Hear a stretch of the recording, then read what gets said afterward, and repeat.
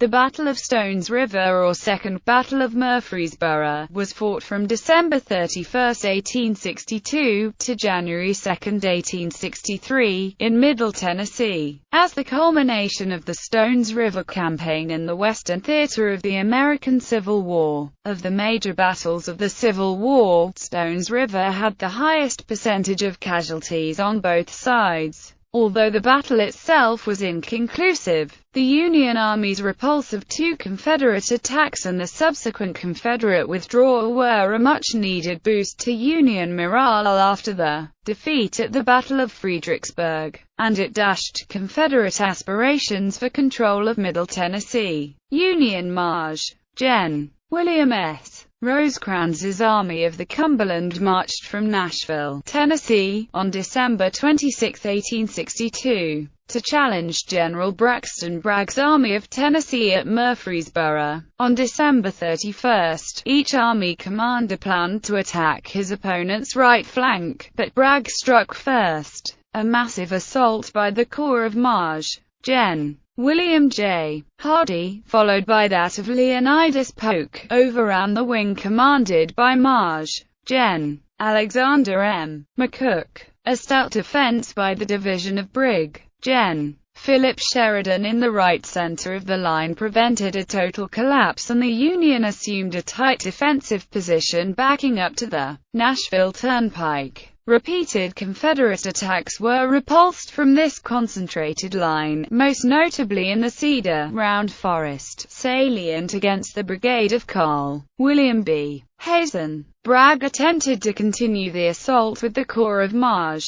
Gen. John C. Breckinridge, but the troops were slow in arriving and the multiple piecemeal attacks failed. Fighting resumed on January 2, 1863, when Bragg ordered Breckinridge to assault the well-fortified Union position on a hill to the east of the Stones River. Faced with overwhelming artillery, the Confederates were repulsed with heavy losses. Aware that Rosecrans was receiving reinforcements, Bragg chose to withdraw his army on January 3 to Tullahoma, Tennessee. Background and initial movements. After the Battle of Perryville on October 8, 1862, Confederate Gen. Braxton Bragg's Army of Mississippi abandoned its invasion of Kentucky and withdrew to Harrodsburg, Kentucky, where it was joined by Maj. Gen. Kirby Smith's Army of 10,000 on October 10. Although Bragg's newly combined force was up to 38,000 veteran troops, he made no effort to regain the initiative. Maj. Gen. Don Carlos Buell, the Union commander at Perryville, was equally passive and refused to attack Bragg. Frustrated with his prospects in Kentucky and low on supplies, Bragg withdrew through the Cumberland Gap, passed through Knoxville and Chattanooga, turned northwest, and eventually stopped in Murfreesboro, Tennessee. His army joined with Smith's Army of Kentucky and together renamed the Army of Tennessee as of November 20. Took up a defensive position northwest of the city along the West Fork of the Stones River. During a visit by Confederate President Jefferson Davis on December 16, Bragg was ordered to send the infantry division of Maj. Gen. Carter L. Stevenson to Mississippi to assist in the defense of Vicksburg. The loss of Stevenson's 7,500 men would be sorely felt in the coming battle. Bragg reorganized his army, and Kirby Smith left for East Tennessee. Bragg commanded two corps, under Maj. Gen. William J. Hardee and Maj. Gen. Leonidas Polk to Nashville, Tennessee, and was warned by Washington that he too would be replaced if he did not move aggressively against Bragg and occupy eastern Tennessee. However, Rosecrans took ample time to reorganize and train his forces and resupply his army. He did not begin his march in pursuit of Bragg until December 26. While Rosecrans was preparing in Nashville, Bragg ordered Col. John Hunt Morgan to move north with his cavalry and operate along Rosecrans's lines of communications, to prevent him from foraging for supplies north of Nashville. The Battle of Hartsville, at a crossing point on the Cumberland River about 40 miles upstream from Nashville, was an incident in Morgan's raid to the north. before Rosecrans had the bulk of his infantry forces on the move. The relatively small battle that followed Morgan's surprise attack was an embarrassing Union defeat, resulting in many captured Union supplies and soldiers. The Union also engaged in a strategic cavalry raid. On December 26, the day Rosecrans marched from Nashville, a small force under Brig. Gen. Samuel P. Carter raided the upper Tennessee Valley from Manchester, Kentucky. Until January 5, Carter's men destroyed railroad bridges and fought a few skirmishes, including a serious one on December 28 at Perkins's Mill. But none of the cavalry raids, Confederate or Union, had any significant effect on the Stones River campaign. The Army of the Cumberland marched southeast the day after Christmas in 3 columns, or wings, towards Murfreesboro, and they were effectively harassed by Wheeler's Confederate cavalry along the way, which delayed their movements. Although Rosecrans had reported his army to have 81,729 effectives in Nashville, his force on the march was barely more than half of that, since he needed to protect his base and supply lines from the harassment of the Confederate cavalry. The left wing of 14,500 men under Maj. Gen. Thomas L. Crittenden took a route that was parallel to the Nashville and Chattanooga Railroad, passing through La Vergne and south of Smyrna. The right wing of 16,000 men under Maj.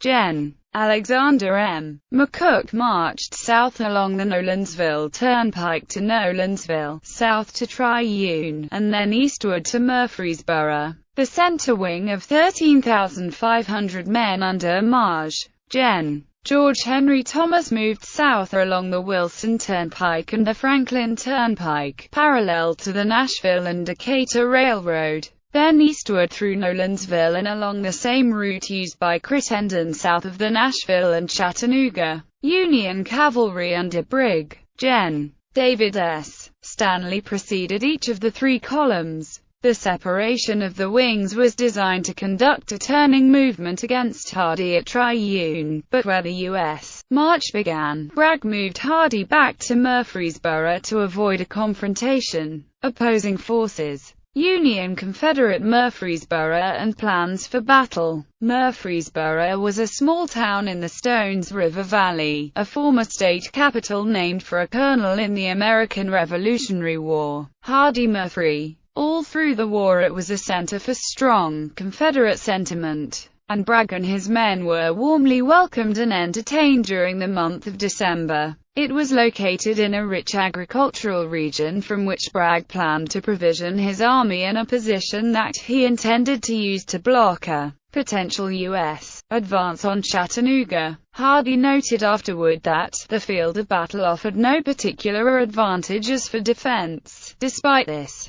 Bragg was reluctant to move farther south, say to the arguably more defensible Duck River Valley, or farther north, to Stewart's Creek, where Rosecrans thought Bragg would defend. Sensitive to the political requirements that almost no Tennessee ground be yielded to U.S. control, he chose the relatively flat area northwest of the politically influential city, straddling the Stones River. Portions of the area, particularly near the intersection of the Nashville Pike and the Nashville and Chattanooga Railroad, were characterized by small but dense cedar forests, in places more impenetrable to infantry than the wilderness of Spotsylvania in Virginia. Short limestone outcroppings, separated by narrow cracks as if rows of teeth, impeded the movement of wagons and artillery. Hardee's corps was initially placed in Triune, about 20 miles to the west, Pokes on the west bank of the river, and a detached division from Hardee's corps under Maj.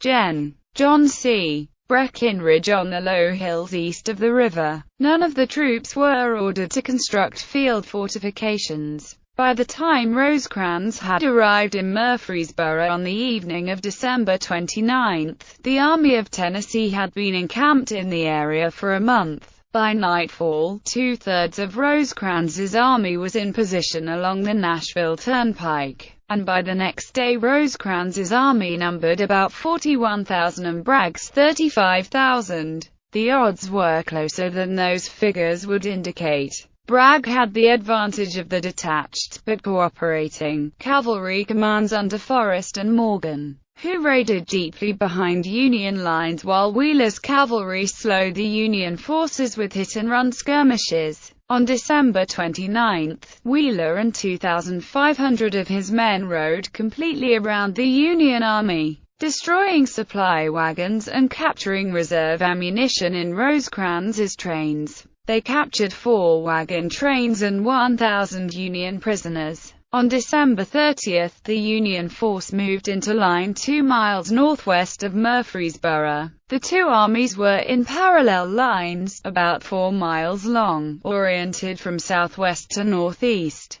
Bragg's left flank was weak at the start, and Rosecrans could have attacked there when he arrived and wheeled left around the flank and directly into the town of Murfreesboro. But he did not know the full disposition of Bragg's forces because of the skillful screening of the Confederate cavalry during the Union march. In a manner similar to the previous year's First Battle of Bull Run, both commanders devised similar plans for the following day: envelop the enemy's right, get into his rear, and cut him off from his base. Since both plans were the same, the victory would probably go to the side that was able to attack first. Rosecrans ordered his men to be ready to attack after breakfast, but Bragg ordered an attack at dawn. Bragg's forces were situated with Leonidas Polk's corps on the west side of the river, William J. Hardee's men on the east. He had expected Rosecrans to attack on December 30, but when that attack did not come, his plan was to drive Hardee's corps and the cavalry under Brig. Gen. John A. Wharton deep into the Union rear. He began moving the bulk of Hardee's corps across the river to his left flank in preparation for the next morning's attack. This left Breckinridge's division in reserve on the east side of the river on the high ground. Rosecrans planned to have Crittenden cross the river and attack the heights east of the river, which would be an excellent artillery platform from which to bombard the entire Confederate line. Crittenden, facing Breckinridge on the Union left, failed to notify McCook of these troop movements. McCook, anticipating that the next day would start with a major attack by Crittenden, planted numerous campfires in his area, hoping to deceive the Confederates as to his strength on that flank, and to disguise the fact that his flank was not anchored on an obstacle.